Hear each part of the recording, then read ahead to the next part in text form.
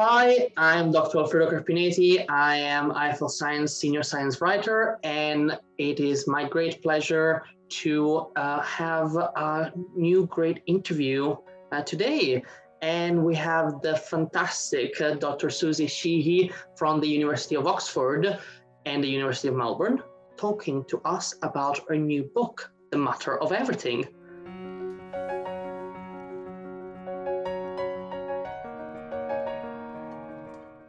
Hello. Hello, thanks for having me. It is absolutely our pleasure. So, would you like to start by introducing yourself and telling us a little bit about the book? Yeah, sure. So I'm a physicist. I wasn't originally going to be a physicist. I was originally planning to be an engineer.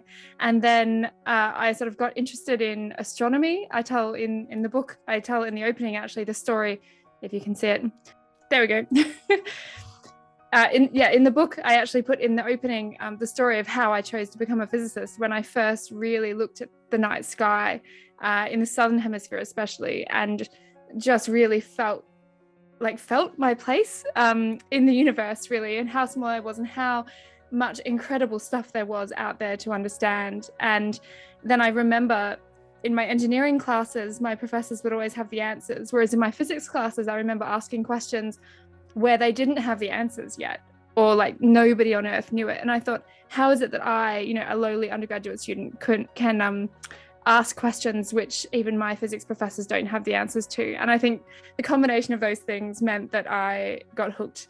Yeah, so I studied physics in Melbourne in Australia, where I'm originally from, and then after that moved to Oxford for my PhD, and I have worked ever since in the field of particle accelerators. So I actually work on the machines and the experiments behind particle physics discoveries and behind a lot of other things that we can go into if you like. Absolutely. I would like to ask next, can you tell us a bit more about the book and your motivation to writing it? Yeah, sure. So the book, it's called The Matter of Everything, 12 Experiments That Changed Our World. Really, my motivation for it came from my own fascination with how incredibly useful the technologies and inventions and discoveries have been from our understanding of particle physics. And that might seem a bit counterintuitive to some people, right? Because you sort of think, well, particle physics is like the classic esoteric field of physics that doesn't have any practical uses. Well, it turns out that's wrong, right? And if you look back over the last 120 years since we came up with the whole field of nuclear and then particle physics, actually it turns out that the discoveries that we've made have completely revolutionized our world. And that really became clear to me when I did my PhD and I started working in developing particle accelerators for cancer treatment. And that was really where I first started realizing how common this technology is now in everyday lives. There's like 50,000 particle accelerators in the world, and about half of them are used for medicine, and about most of the other half are used in industry. Only a tiny fraction are actually used for particle physics. But most of them, of course, are much, much smaller than the Large Hadron Collider. And so originally my motivation was to kind of share my wonder and excitement about that with the rest of the world. I'd been speaking to people for a long time about it. And then what actually happened when I decided to write a book about it is I delved into the history and then kind of found the true history, if you see what I mean, like reading the biographies of all the people who did the experiments, reading about all the original experiments that really made the discoveries, sort of made me realize, we always tell this story of physics as a very theoretical subject, right? But actually, I'm an experimentalist. And so I decided in the end to tell the story of physics through key experiments and through the people and the struggles and the challenges and the triumphs that happen when you actually get in there in the real world and actually try and understand things on a deeper level. Something I really enjoyed in the book was just how human it felt, just talking about the discoverers, but also let's say the cast of thousands that surrounds every experiment, even from 120 years ago when it was much smaller, the cast. Now collaboration in science are tens of thousands of people can get, but it really showed this interconnection between scientists across the world, but also just how many people help those researchers that we remember for having discovered that thing led to the discovery. Yeah, that's such an important point, actually, is that even in the early days, when we think it was like one scientist working in a lab, what I've tried to really do, and what really jumped out at me when I read the original papers and read their biographies, was how many people were helping them. You know, when we think about J.J. Thomson, we think about who discovered the electron. We think about Röntgen, who discovered X-rays, and we don't hear about their students or their assistants or like the people that were around them helping them. But like J.J. Thomson, he couldn't blow glass to save himself. Like, he was really hopeless with his hands, and so he had to hire a professional glass blower who then actually put together and really built most of the experimental apparatus. And then, of course, he had students, he had co-workers, and then all of that communication with other people in other labs around the world. Yeah, I think it really solidified my understanding that science sort of has always been a collaborative exercise, even if that collaboration, the way that collaboration and interconnection between people has changed over the years. So it was really important to me to talk in the book about how people do this, and especially if you get stuck in a rut, a mental rut as a scientist, or you get frustrated, it's so important to be able to have other people to go and talk to and share with, and have fresh ideas coming in, and that's not a new phenomenon. I really enjoyed that part. The other part that I was completely fascinated, you sort of hinted at, is the fact that by placing, by focusing on modern physics, you showed just its impact in creating the modern world. So my question for you is, how important was that? Right. Yeah, there's some really classic ones, actually. So, I mean, I've mentioned X-rays, I've mentioned the electron. What I will say about the electron is that J.J. Thomson's understanding of the electron, and also how electrons were emitted from metals, completely underpinned the entire electronics industry. Oh, one thing that people might not realize, electrical components versus electronic components. I realize this is confusing to people. Electrical components is where things like electrons are traveling through wires, or currents are traveling through wires. Electronics is where electrons are traveling through air or through vacuum, or like through a gas. So it's whether the electrons are like free or not, basically.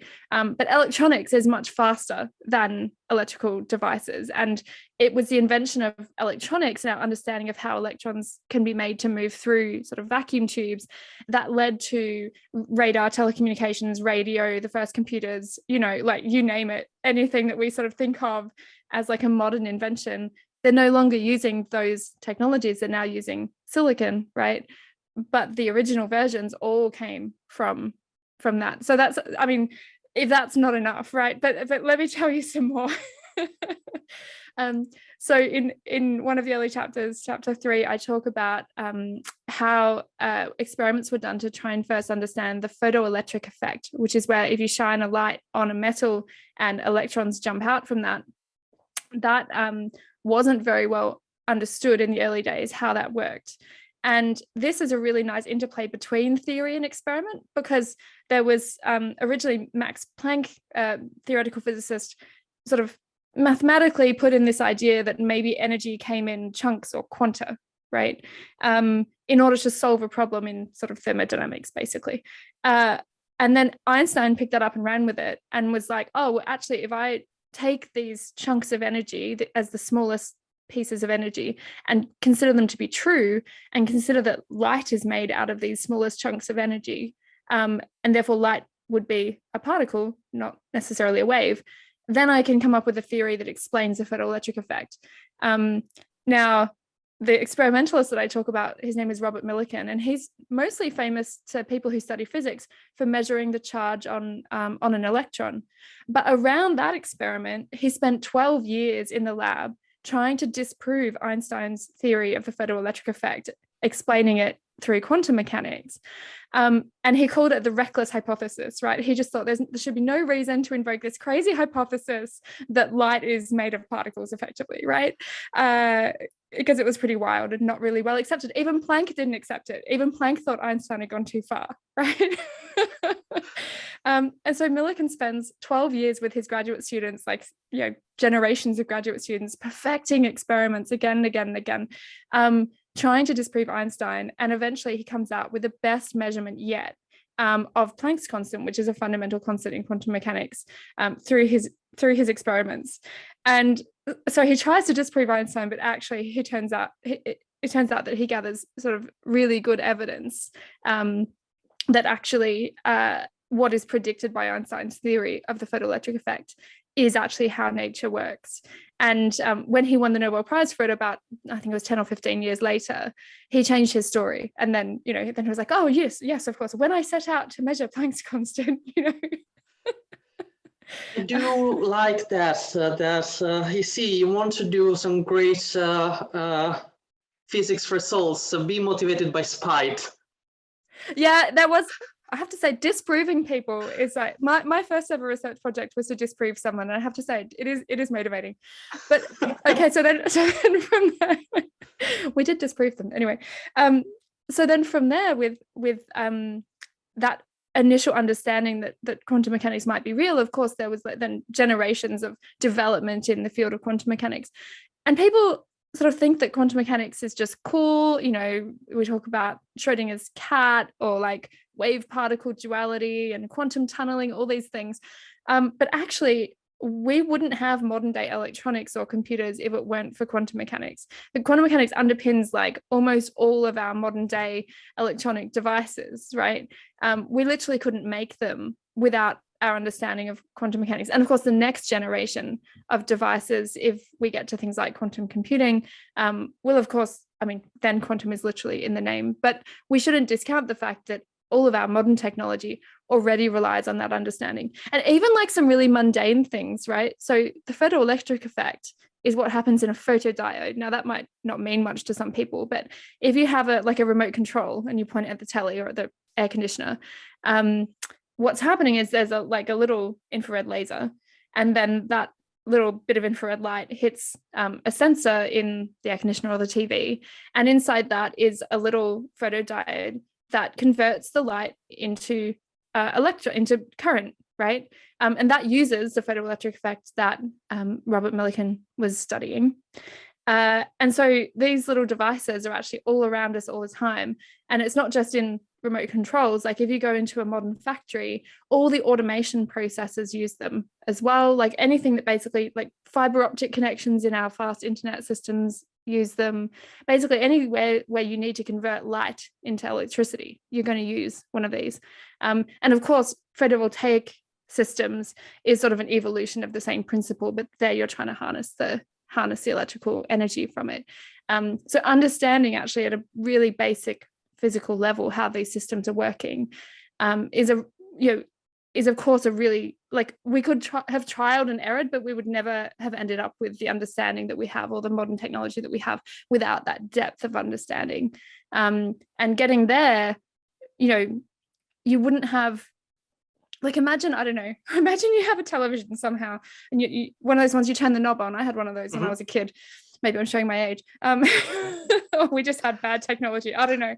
But imagine if you're doing that and you're like, this is really frustrating. I'd really like to invent a device that fixed that. And imagine you go away and you do a startup company that's going to revolutionize television, because it's going to change the way, like, because you're going to not have to get off the couch to turn the dial. There is no way that you're going to come up with photodiodes, right? You're not going to come up with a remote control. You come up with like a stick or like a chain that you pull, something like this, right?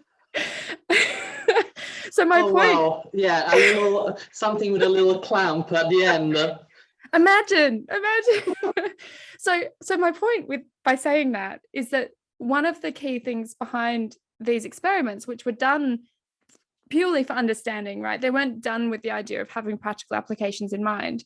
But the point is that you can create a much larger opening of innovation possibility if you're working in this kind of curiosity-driven big picture research, but you probably don't know where it's going when you first do it. That is a very, very, very good message. I completely agree, but I'm gonna now ask you, so if we're looking at big experiments, so your later chapters in the last 30 to 40 years, what kind of technology has it's being already applied that we might not consider from the largest particle accelerators? I think you already hinted at something, but can you tell us some technologies that are becoming commonplace that wouldn't exist without the cutting edge physics of the last few decades? Yeah, so I guess, yeah, things shifted, right? When physics became a very large enterprise, of course, there are still small innovations happening, and maybe a new detector, something like this, right? But actually, sometimes now the innovations look quite different. So, for example, one of the first big colliders called the Tevatron in the United States. The fact that they had to, for the first time, industrialize the process of making superconducting wire for their magnets, that had never been done before, right? And so they took an industrialization approach where they actually gave the recipe of how to do this to the companies who at that point were sort of supplying very small quantities, and enabled them to supply this enormous project by working with them. And then those companies were skilled up to be able to create large amounts of superconducting wire and superconducting magnets at a low cost. And from there, it meant that people who had an idea of how to do MRI scanners could suddenly use that industrialized technology and make MRI scanners a possibility in the real world. So that's quite a different impact, right? Because that's a impact from having a large scale project where you're pushing the boundaries of what's possible technologically. It creates new possibilities for other industries and other technologies to come along. The other famous one, of course, is the World Wide Web. Tim Berners-Lee, working at CERN, late 80s, early 90s, sees that they have a huge problem with how they're going to share their data and how all the scientists all around the world are actually going to access CERN's data and analyze it, because it got to a point where they couldn't just keep it all in one sort of data bank. And so he comes up with this idea for the World Wide Web. He invents the key technologies like the HTTP protocol and things behind it. And then he basically gives it away to the world for free. CERN decide to put it in the public domain. And if they hadn't done that, so CERN, by the way, is sort of, I shouldn't quite say not for profit, it's actually a deeper ethos than that. CERN was really built or put together as a peace building project post World War II. And in fact, their remit is science for peace. So they're not even allowed to turn a profit in the gift shop, actually. And they certainly aren't allowed to work on, anything defense related and so forth. They're really about bringing together people from all different countries that have previously been at war, in order to reach large scientific goals. And that creates a really unique environment in which curiosity-driven work is supported. And it was Tim Berners-Lee's sort of curious suggestion of this strange data sharing system, which, in a company, perhaps that would have just been set aside because it wasn't important. But at CERN, it was supported, and then helped to sort of go out into the world. And when we talk about using the internet, really, the infrastructure for the internet already existed. But what Berners-Lee invented with the web was the infrastructure that we would call the web. It was, what we sort of use when we interface with it. So those are two historically key ones from these big collider experiments.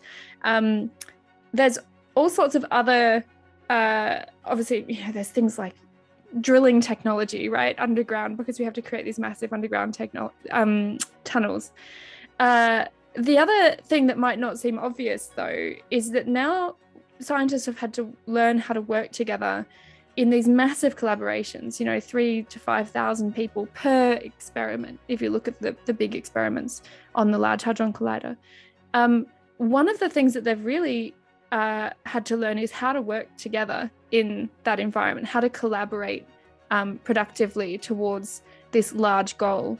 And it came as a bit of a surprise to me when I interviewed a whole lot of my colleagues in the field, a lot of very senior people, and I asked them, well, throughout this long journey of particle physics and getting to where we are now, what do you think the general public, what do you think people could learn from particle physicists above everything else? And I expected them to come out with all sorts of different answers. And they all said the same thing, which was that people can learn how to collaborate from the story of particle physics, which, yeah, a couple of people have reflected back to me that, at this point in history and with everything that's happening in the world, actually, what I've written here is kind of a story about hope, if that makes sense. It's about how we can come together as people, and with our individual skill sets, if we have this common goal in mind, that we can actually do things that are completely mind-blowing. Like, the Large Hadron Collider is absolutely awe-inspiring.